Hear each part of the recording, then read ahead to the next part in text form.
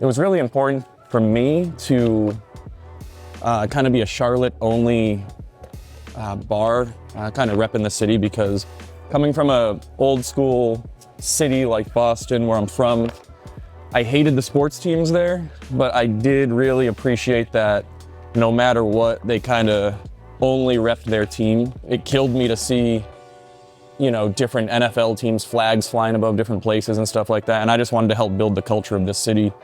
I love this city, and I'll always rep it.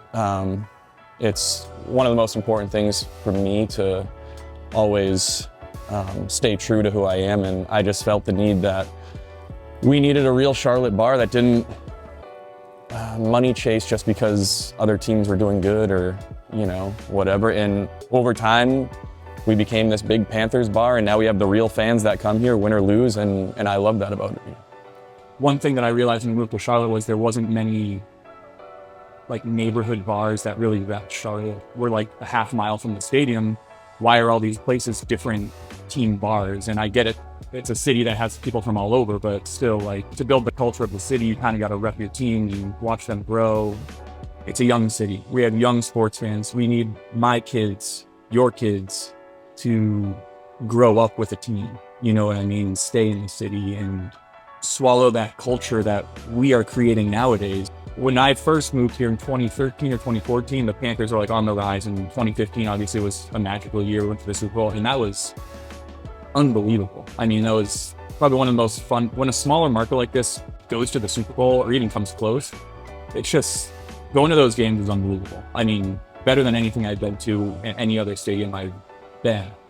Charlotte has a really great core of sports culture and fans that are just, it just keeps growing and growing and growing, and it's growing organically, but it takes time. And it really takes us people now to really form that. And that's kind of my favorite challenge that I have. I love seeing it grow and grow and grow in different organizations like the Roaring Riot and stuff like that, that just grow the culture, go to different cities. I don't think that smaller markets like Charlotte, and I mean, I don't even know if you consider us still a smaller market, but how much goes into like the fandom here and how exciting it is, especially when you're good. It takes over the whole city. It's not like you're in New York City and, oh, if the Jets suck, well, there's the Giants, or then there's the Yankees, and then there's the Mets. It's, you have two teams here, and when they're rolling, I think it's more fun in the smaller market than in those big markets where there's so much shit going on that you don't even know what some people aren't even paying attention.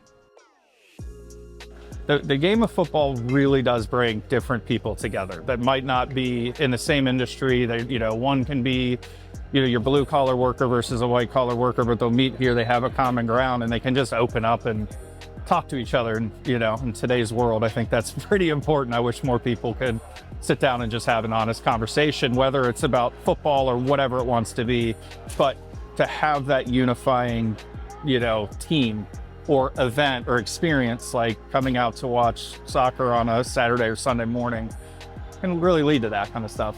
You know, a lot of people would consider a square peg in a round hole. You know, maybe we were filling a market that didn't need to be filled, but Charlotte was, you know, and still is one of the fastest growing populations. Everybody came from somewhere else, whether it's myself from the Midwest, Christian from Norway, people from all over Central America.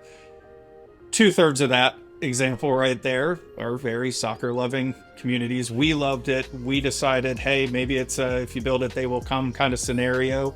It was authentic. We knew it would be real because the two of us were going to spend 60-70 hours behind the bar when we opened, once we figured out where it could go. It was grassroots, and if you did it right, people would feel that, and they would come and be like, all right, this is a community I can be a part of.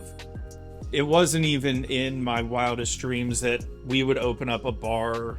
And like, we were looking for a place to service hopefully enough people that it would just be a fun project. It really wasn't ever meant to be my way of life. It wasn't meant to be the income that's going to help me raise a family, keep a roof over my head, be able to provide for my children. It was, you know, so seeing us kind of evolve into a staple, into where people know in the community, you know, what that is, what that means. You know, we will make the news when, you know, the U.S. will score during the World Cup, and people will be like, man, I heard this loud cheer coming from somewhere in Uptown. Couldn't figure out where it was. And it's like, oh, well, it's Hooligans. Like, that is kind of normal. But I will say there are a ton of passionate fans. The people that are Panthers fans that are from the Carolinas, that are Hornets fans, they are very real fans. Charlotte FC galvanized the community because, like I said, so many people, this is their one Charlotte team. I grew up liking the Columbus Crew because they were around. And I grew up in Cincinnati. It was 95, 96. The Crew happened to be pretty good right out of the gate. But MLS thing kind of just waned. I moved off. I went to college. The MLS game didn't really grow as well as I think they would have expected until more recently. Then my hometown, Cincinnati, got a team. And I was like, all right, awesome. I have an MLS team I can root for. 9 months later, they announced Charlotte FC. And I was like, all right, Cincy, you're done. I have to have a Charlotte. This is the city I live in. I'm raising my family here. I have to have a Charlotte, North Carolina team. So I just eschewed FC Cincinnati, went to Charlotte FC, and I'm really glad I did.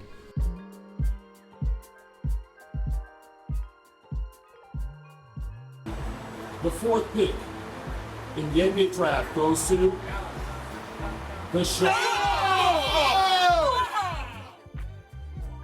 We started off originally as what some people may know as Bring Back the Buzz. And that was the campaign to get the Bobcaster brand of the Hornets. We did that for about 5 years. The Hornets name came back. We kind of coasted on doing events from there, but then we were like, we have hundreds of thousands of followers online. Like, what do we do with that?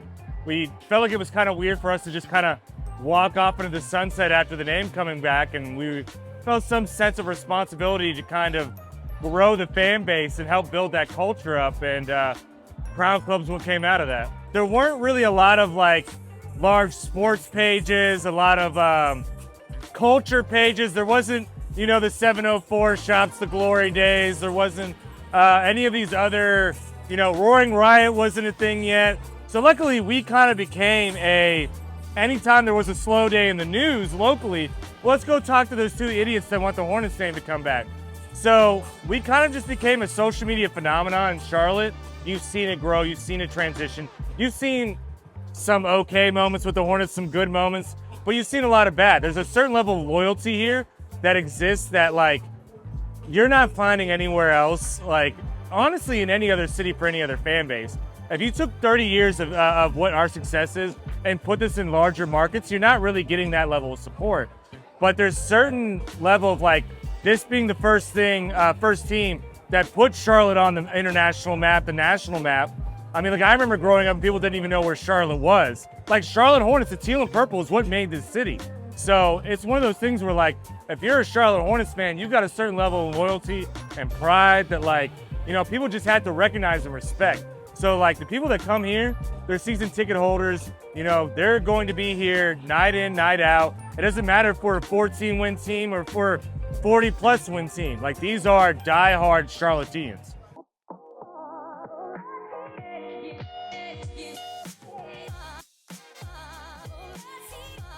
The Roaring Riot started back in 2009, originally as just a bunch of friends that would tailgate for the home Panthers games.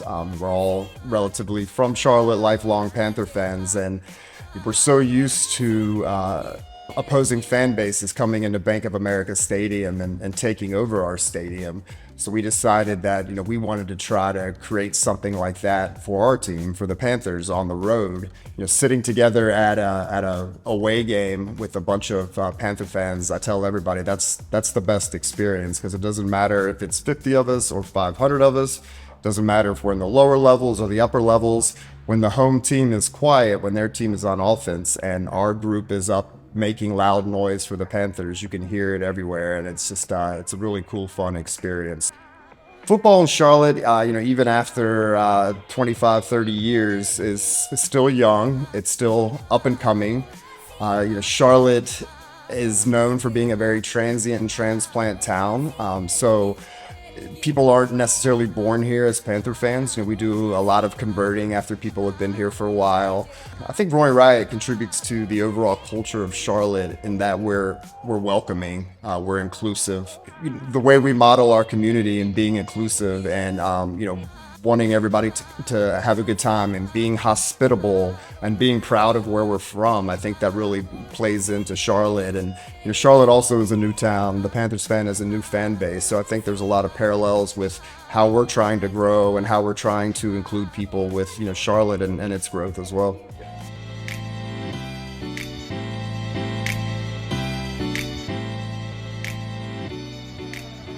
Charlotte's brand new. And we can determine the culture, being the people that are moving here in the last 15, 20, 30 years. It's ever evolving, it's changing, it's transient, but it's pretty awesome. You can find anything in this town. There's some neighborhoods that have I could say that there's a certain culture there, like a Nodara Plaza, kind of a South End.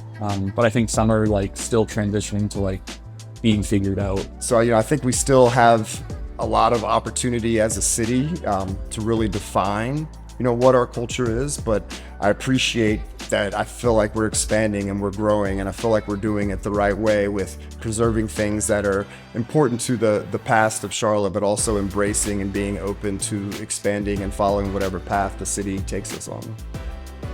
Rapping for the Queen City. Charlotte's got it buzzing. Underestimated, but we up and coming. It's the Queen City, where we all come together, lift each other up until we shining like the weather. It's the Queen City. And if you didn't know, we all about the culture in the 704. It's the Queen City. We gon' hold it down. Everybody do it for the crown.